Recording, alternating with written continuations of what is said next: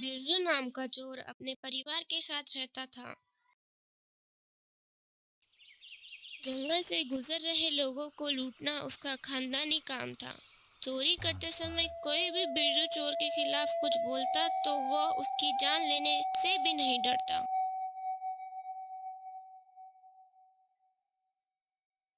अरे आज तुम्हारे जाने का मन है, लेकिन इतने दिनों से कुछ भी हाथ नहीं आया। ऐसा चलता रहा तो अपना घर कैसे चलेगा? जल्दी से जाओ, लोगों का आने का समय हो गया है। अगर दोपहर हो गई तो कोई भी नहीं आएगा, फिर तुम्हें खाली हाथ ही लौटना होगा। अरे भाई जा रहा हूँ। अभी 3 दिन तो हुए हैं। और चोरी से तुम्हारा क्या मतलब है? हाँ, हमें जल्दबाजी नहीं करनी चाहिए। पिछली बार लोग हमारी चोरी के बारे में जान गए थे और पास आने से भी डरने लगे थे।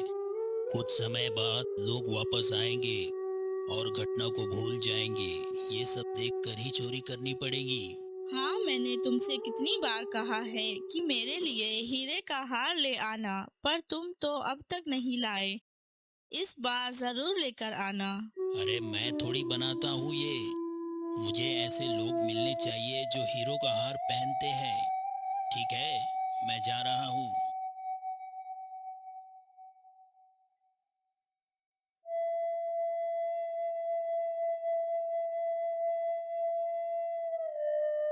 फिर बिरजू चोरी करने के लिए घर से निकल जाता है और रास्ते में एक पेड़ के नीचे खड़ा हो जाता है।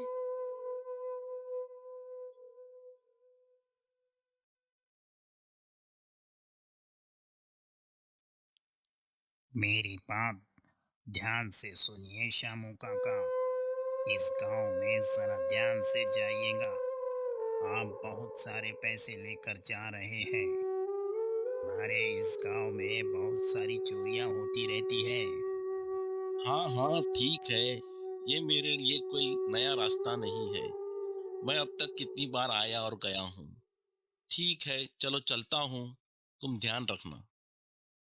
अरे शामू काका, मेरी बात मान लीजिए। अभी कुछ दिन पहले ही सहारनपुर नाम के गांव के रास्ते पर चोरी हो गई। आप जरा ध्यान से जाइएगा। शामू वहां से चला जाता है।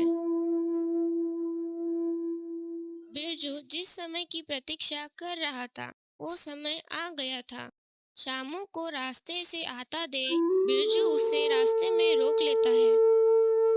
है, जो पैसे और कीमती सामान तुम्हारे पास है मुझे दे दो, नहीं तो तुम्हें अपनी जान गंवानी पड़ेगी। अरे नहीं नहीं, मुझे छोड़ दो। मेरे पास ज्यादा पैसे नहीं है। बताओ मेरे जैसे गरीब के पास क्या होगा। और ये बैग में क्या है? मुझे दो, मैं देखना चाहूंगा। इसमें कुछ नहीं है भाई। रास्ते में खाने के लिए खाना ही लेकर जा रहा हूँ। और कुछ नहीं है मेरे पास। झूठ मत कहो।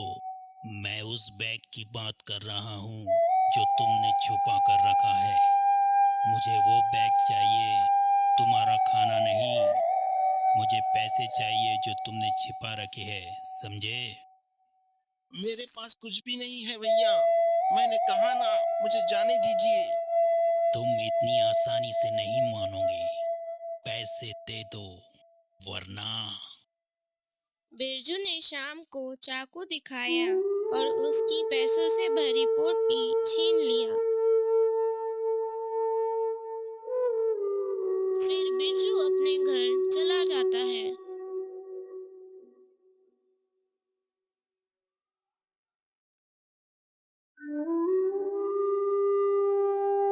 बेटा बिरजू, आज तुम जंगल की तरफ गए थे। लगता है तुम्हें आज खूब सारे पैसे मिले हैं। हाँ पिताजी, आज का दिन अच्छा है।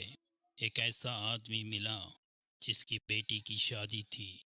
उसके सारे पैसे मैं ले आया। अरे तुम लोगों को क्यों परेशान करते हो? गरीब के बेटी की शादी के पैसे तुमने चुरा लिए। देखो बिरजू बेटा, बहुत बुरी बात है।